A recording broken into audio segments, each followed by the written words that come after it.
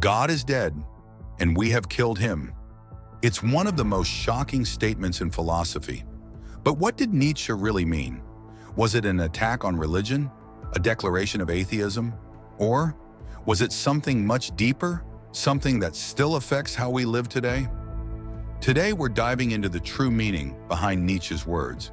It's a story about belief, meaning, and what happens when the foundations of our world begin to crumble.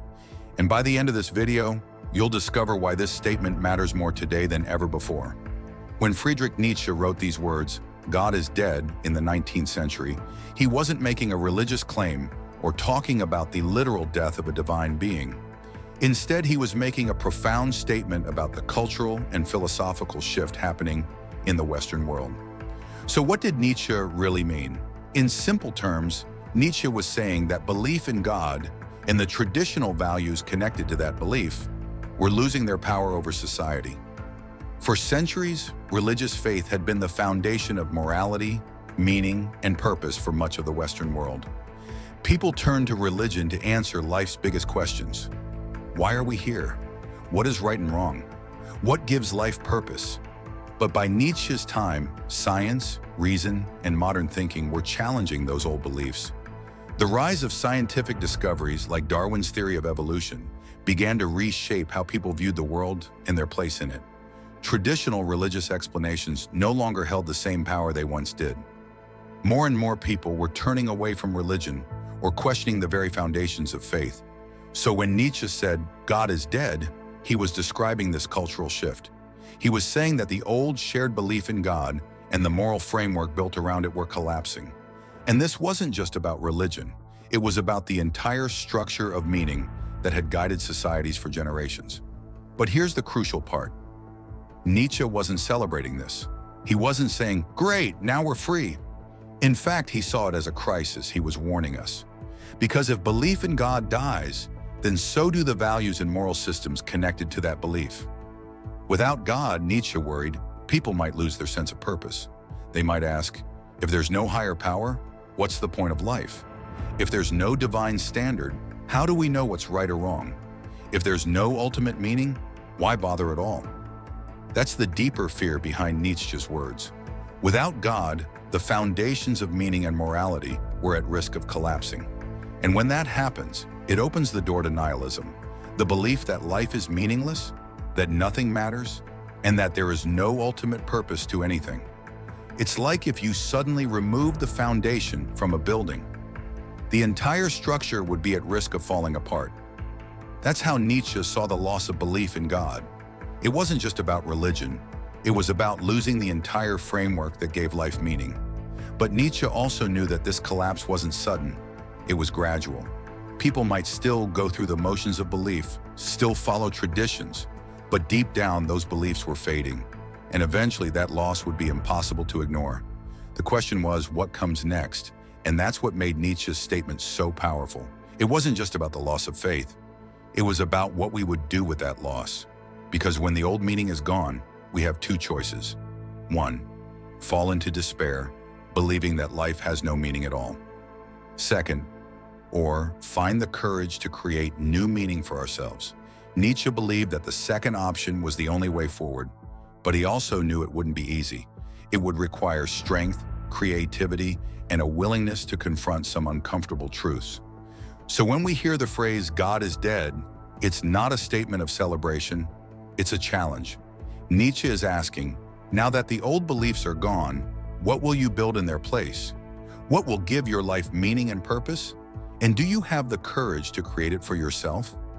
To truly understand why Nietzsche said, "God is dead," we need to explore one of his most famous and misunderstood stories. The madman found in his book, The Gay Science. In this parable, Nietzsche tells of a madman who runs into a marketplace, holding a lantern, crying out, "I seek God, I seek God." But the people gathered there only laugh at him. They mock his search because, to them, God is already irrelevant. Faith has been replaced by science, logic, and modern thinking. But the madman isn't just asking where God is. He's making a deeper, more terrifying statement. He shouts, "God is dead, God remains dead, and we have killed him." What does he mean by this? Nietzsche isn't blaming science or reason, he's pointing at society itself. The collective shift away from religious belief, from shared values rooted in faith, is like humanity killing God. Not with malice, but with neglect, with disbelief, with indifference. But here's where it gets even deeper. The madman isn't celebrating. He isn't cheering on the death of old beliefs. He's horrified. He asks the crowd, how were we able to drink up the sea? Who gave us the sponge to wipe away the entire horizon? It's a powerful image. When belief in God fades, it's not just about religion. It's about erasing the very framework that gave life its meaning, morality, and direction. Imagine it. What happens when the very foundation of meaning is wiped away?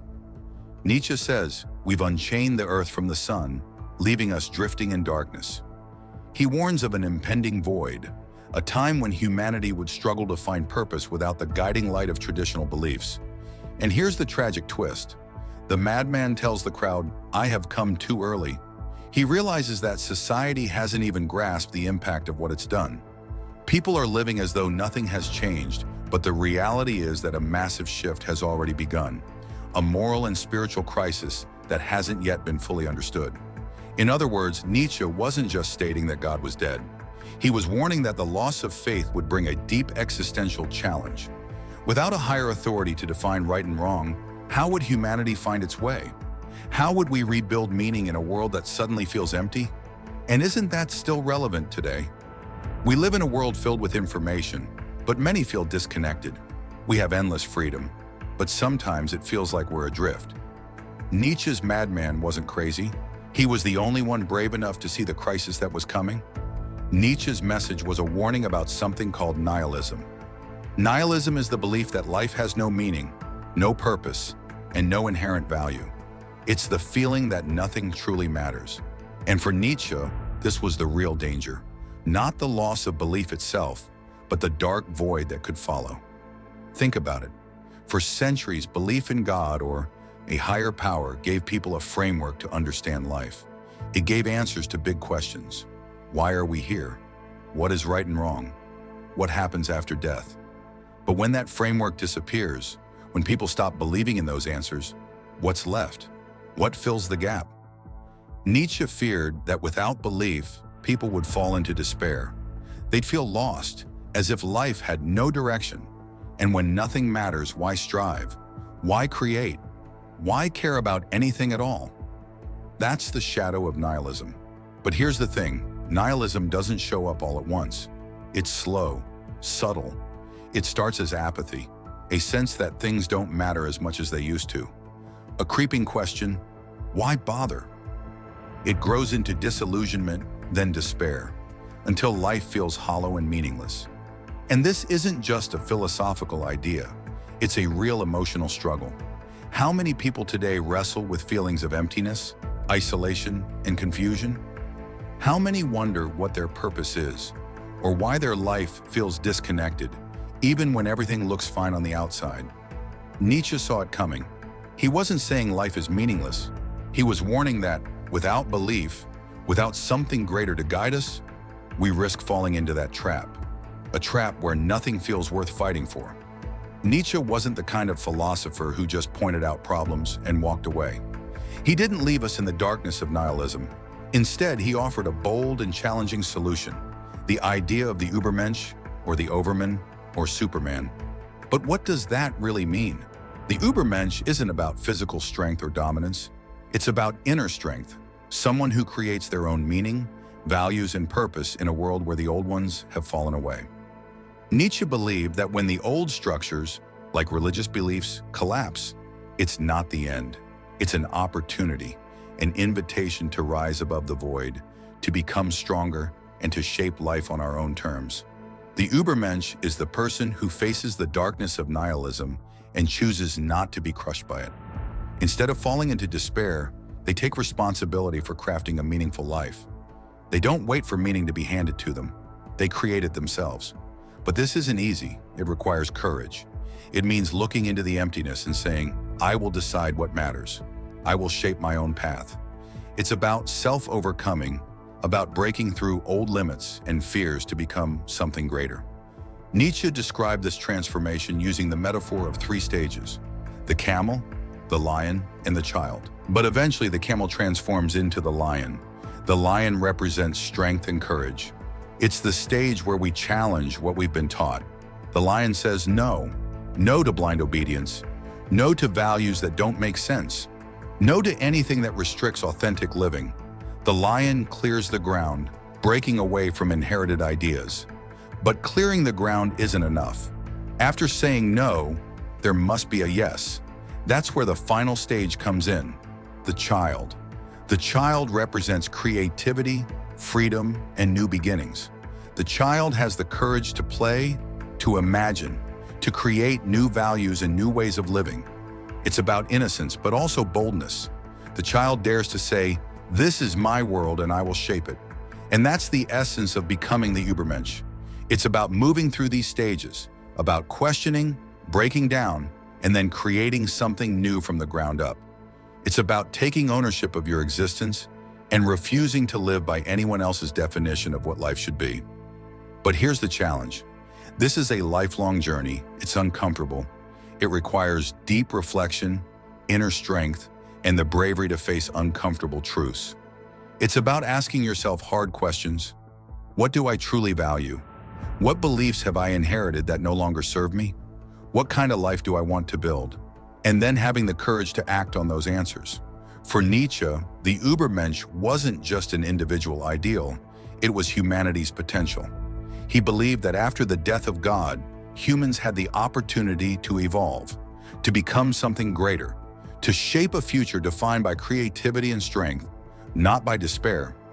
It's about transforming emptiness into possibility, about turning loss into creation, about becoming the author of your own existence.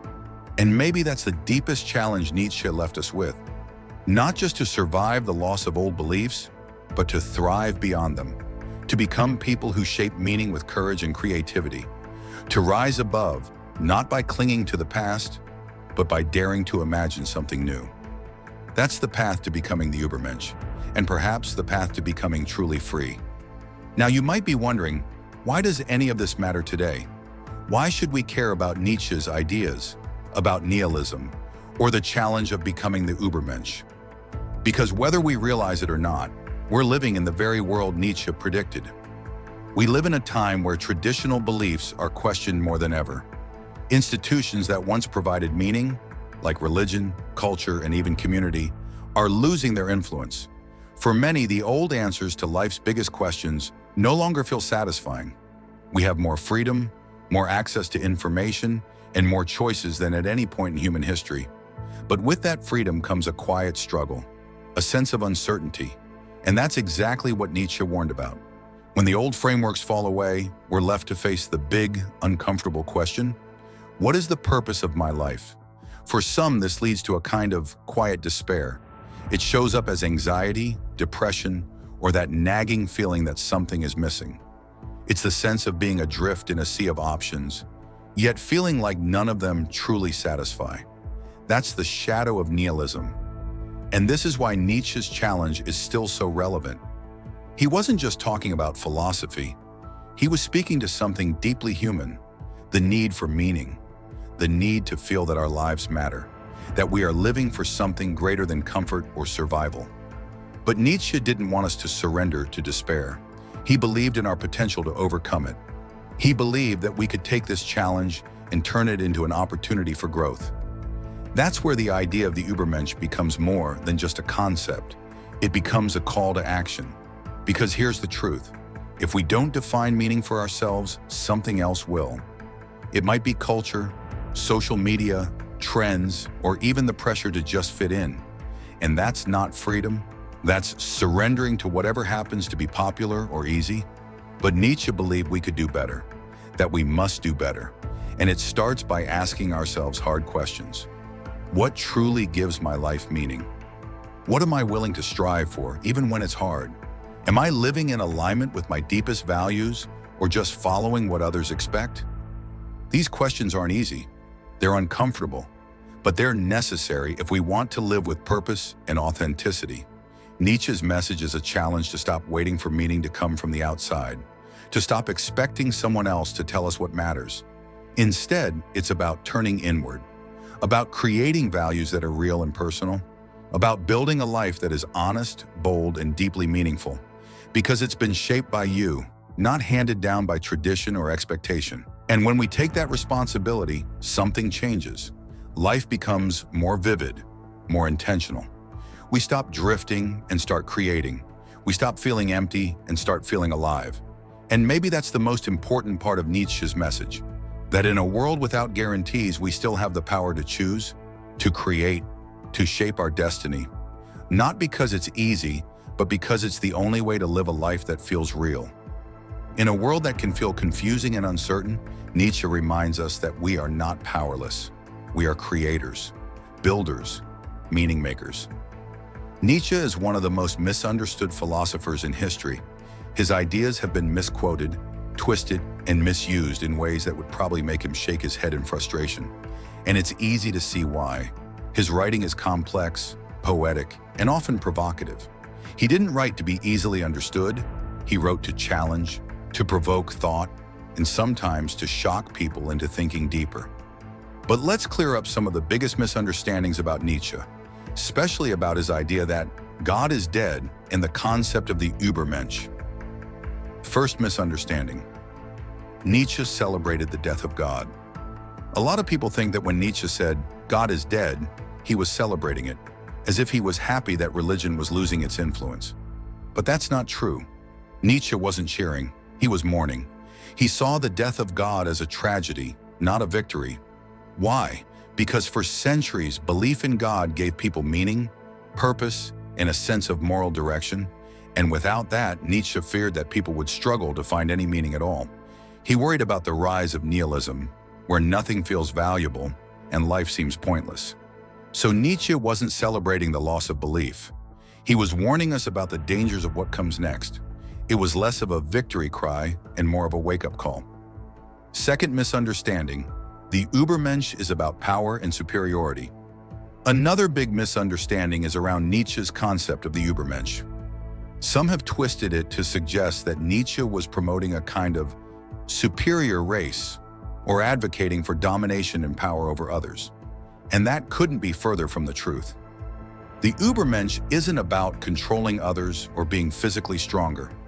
It's about mastering yourself. It's about overcoming personal limitations, fears, and doubts. It's about creating your own values and living with authenticity and courage. The 𝐬𝐵𝐻𝐻 isn't a ruler or a dictator. It's ideal for personal growth. It's about becoming the best version of yourself by facing life's challenges with strength and creativity. Third misunderstanding. Nietzsche was a nihilist. This one is ironic. Nietzsche is often labeled a nihilist, but the truth is, he was fighting against nihilism. He saw it as the biggest danger facing humanity. He believed that when people lose belief in higher meaning, they risk falling into despair and apathy. But Nietzsche's whole philosophy was about overcoming that despair. He wanted us to move through nihilism, not stay stuck in it. To face the emptiness and then rise above it by creating new meaning and purpose. Nietzsche's entire concept of becoming the 𝐬𝐵𝐻𝐻 is about conquering nihilism, not surrendering to it. So to call Nietzsche a nihilist is to miss the entire point of his work. Fourth misunderstanding. Nietzsche was against religion. Nietzsche was critical of religion, but not because he hated faith or spirituality. His criticism was aimed at how religion, in his view, could promote blind obedience and discourage personal growth. He wasn't attacking belief in something greater.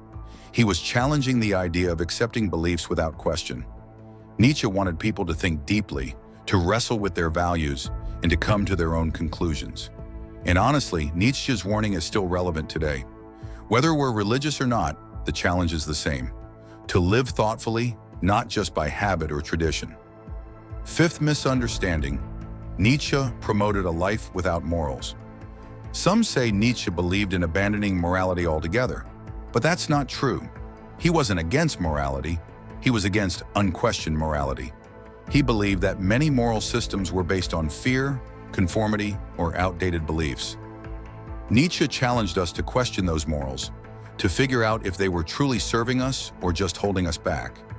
And if they weren't, he urged us to create our own values, ones that were genuine, personal, and life-affirming. It wasn't about living without morals, but about living with authentic morals. Morals that we've thought deeply about and chosen for ourselves. So why do these misunderstandings matter? Because if we don't understand Nietzsche correctly, we miss the power of his message. Nietzsche wasn't trying to tear life down. He was trying to build it back up, stronger and more meaningful. He was calling us to take responsibility for creating new meaning in its place. Nietzsche's real message is about possibility, opportunity to shape our lives with strength, creativity, and purpose. Meaning isn't given, it's made. So how will you shape yours? If you found this video thought-provoking, share your thoughts in the comments. How do you find meaning in your life? Make sure to like, subscribe, and hit the bell so you don't miss our next deep dive into philosophy and personal growth. See you in the next video.